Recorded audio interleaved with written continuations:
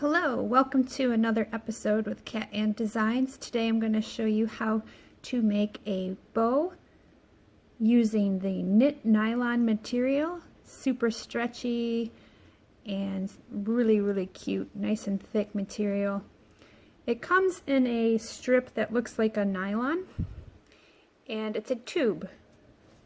So let me just show you here real quick what I'm talking about. Looks like this, like a nylon, and it's a tube, so you don't have to do any sewing to make it double-sided. So it's an excellent material to work with, nice quality. So I'm going to go ahead and get started, but first you're going to need a sewing machine. You don't actually need a sewing machine. You could probably get away with not using it, but I like to because then it holds the two pieces together when I'm putting the centerpiece. I just like to keep it together that way. And something to cut your material with, and an alligator clip. So pretty simple. I went ahead and placed my material here on my Cricut mat because I don't have an actual fabric cutting mat, but this will work. So you're going to take a strip about 9 inches and fold it in half. See how I did that? I just folded it in half like that, and then I used my ruler to just kind of place it there to make it nice and straight. Flip that back, and with my rotary cutter, got this off of Amazon, I'm just going to cut my fabric. Cuts very easily, just like that. Okay, and then I'm going to move my mat out of the way. So now I have my strip right here, and I'm going to just, another thing, if you stick your hand through here and just, here I'll do a demonstration. By the way, I'm wearing gloves because I wash my hands so many times that my hands are really dry, and therefore it can snag the material. But just anyway, so put your hand in here and just stretch it out. That kind of removes any kind of wrinkles. And then I like to take, see how there's this little ridge right here?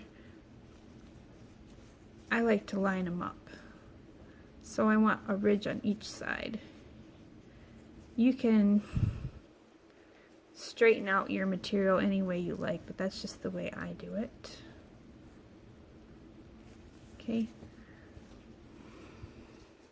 So get that all straightened out. And then once you have that all straightened out, you're going to just line up the ends like that.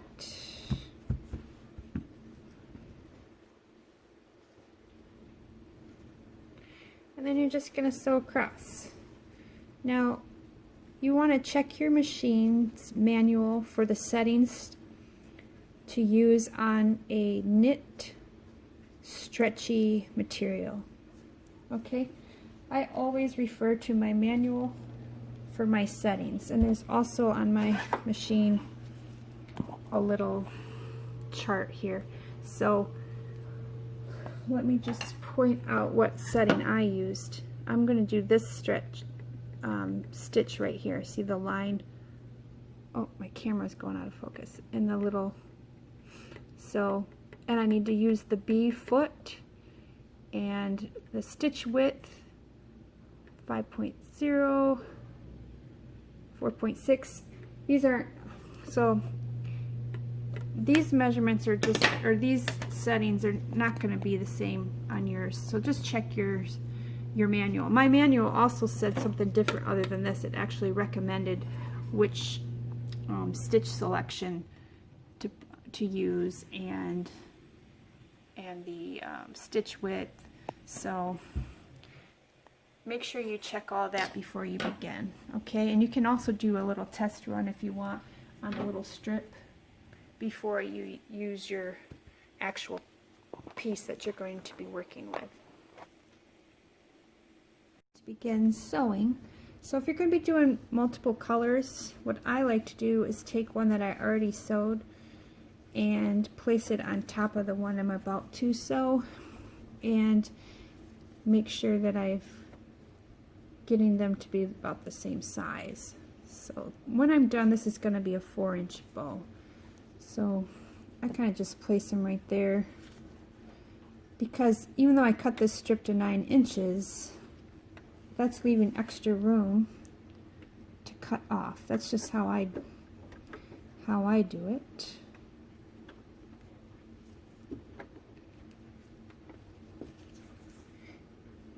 Again, placing this here, make sure. What you can do too, if you're not really confident about the size, you can always just start by sewing a strip right here, and then you can come in more and more and more until you get it just right, until you get it to the size you want.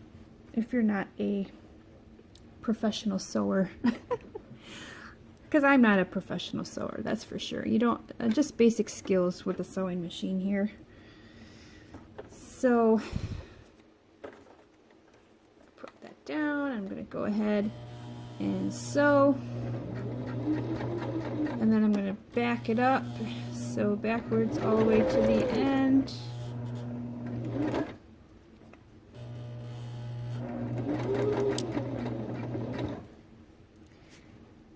Okay, as you can see, I have 3 attempts here. Like I said, I am not a professional at sewing, but anyways, so here's the first time I tried, and let's see what happened. Oh, you're going to want to get your edges lined up real nice, and if you don't, it's gonna, can you see that, how it's all messed up? So then I tried again, same thing happened. And then I tried again. But this is why I always cut my material a little bit extra, so that you have enough material to go underneath your foot, and a little bit of extra for if you make a boo-boo. So now the ends are sewed. See how the ends are lined up right here this time? Okay. And notice I'm using like an olive color thread. The color of thread that you use isn't going to matter, because you're not going to see any of the stitching, because we're going to turn this inside out, or right side out, I should say, when we're all done. Okay. So the next thing we're going to do is we're going to trim this extra off. And I always have my little example piece right here from a previous cut, and then I just line it up to see if these are the same size. Okay, so now I trimmed this off. Be careful when you do that, because there's the stitching on here, as you can see, the little peaks. So it goes low and then there's a peak, so be very careful when you trim the extra off. And then we're going to flip it inside out, which is the right way. And how I haven't had this happen, got a little extra thread here. I'm going to snip. Okay, so now you have it like this, and it's one continuous band right here, like a little mini headband. And then here's another little thing that might not bother you, but see how this is sticking up right here? If you're really good at pinching your bows and tucking that in, no big deal. But what I like to do is take my little needle and just hand sew that right there, so that it's not poking out. But that's totally up to you. That's just some little thing, little pet peeve of mine.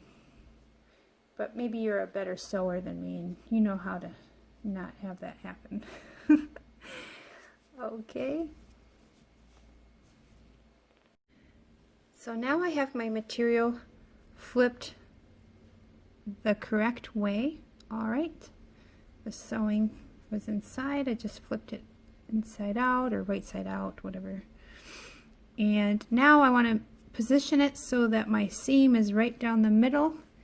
You can get a ruler just to verify that it's even on both sides. Should be about two inches on both sides. Okay, 2 inches on both sides, so it's pretty even. I'm going to flip it over and I'm going to fold it in half. Okay, so I don't see the seam. I'm going to fold it in half. Okay, so now I have like a sandwich. So the seam is on the back side. Okay, you're going to take this, fold it in half, line up your edges. Okay, now it's like a book. Okay, it's like a book. Now I'm going to take these edges right here and I'm going to fold this side to the middle right here, backward, like this. And I'm going to pinch with this thumb and this finger, hold it just like that. Okay, so now I'm pinching half of the material. Okay, and then I'm going to do the same thing on this side. I'm going to fold this back. Hopefully you can see this. Like that. Alright. And that's going to look like this. I'm trying to position my high-tech camera here, my cell phone. Alright. So now you have your pinch. This is what the back side looks like. All the seams, looks like got yourself a folded up sandwich here. Get that nice and straight. And you'll feel that seam that you sewed. You'll feel that right in the middle. Okay, now what I like to do is you can use, there's different methods people do. Some people like to sew a stitch right in the middle, or you can use a rubber band to hold it together, but I found that if you use a rubber band, it will snag a little bit. So you can use a clip to hold it together, but it has to be a smooth clip. Don't use a clip with teeth because it'll snag your material. I like to use embroidery thread.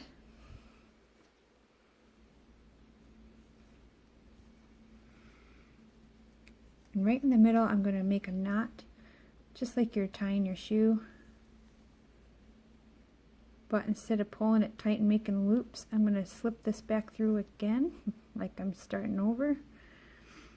And then I'm going to pull tightly.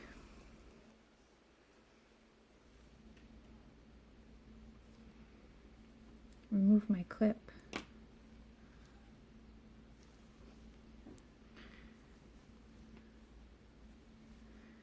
You can squeeze it like this.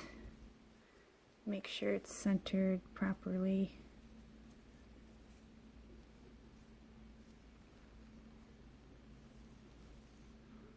Pull it tight.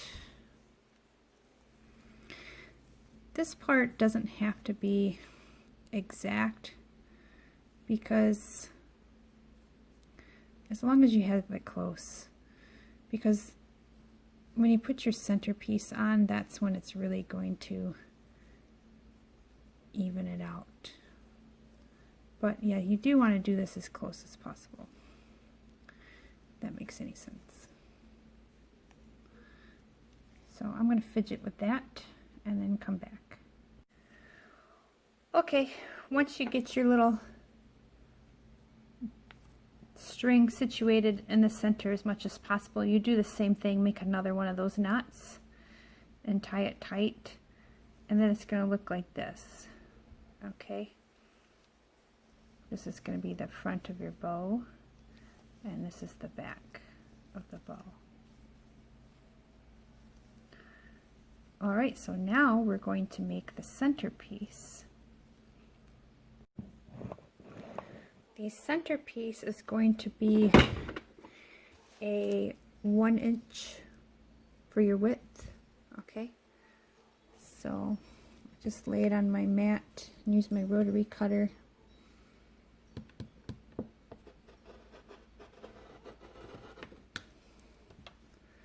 Alright, so this is your centerpiece, just like this.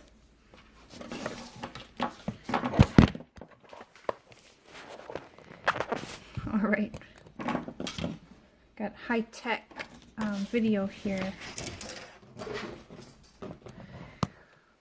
Alright, so move my little mat over here. This helps you see things better.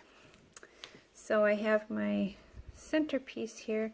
Looks like a hair scrunchie almost. And all I'm going to do is just place it over the center like that. And then keeping it nice and straight, I'm just going to wrap the center to your liking. This is the part you can really do some fidgeting with your bow after you get done with this. So right now I'm just keeping it so the textured side is up, not really worrying about so much the width,